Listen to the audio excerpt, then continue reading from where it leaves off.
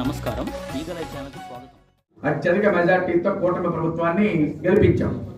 గెలిపించిన తర్వాత మనకేమన్నా మేలు జరగాలి తప్ప అన్యాయం జరగకూడదు.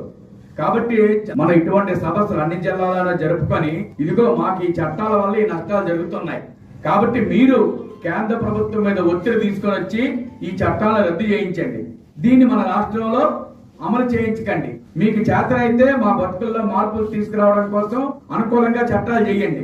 వెల్ఫేర్ బోర్డు కేరళలో ఏర్పాటు చేశారు, ఆంధ్ర రాష్ట్రంలో ఎందుకు ఏర్పాటు చేయరు? తమిళనాడులో కొంచెం ప్రోగ్రెసివ్ గా జనాల కోసం ఆలోచిస్తున్నటువంటి స్టాలిన్ గవర్నమెంట్ అధికారంలో ఉంది, కాబట్టి వాళ్ళు వర్కర్స్ కోసం డ్రైవర్స్ కోసం ఆలోచిస్తున్నారు.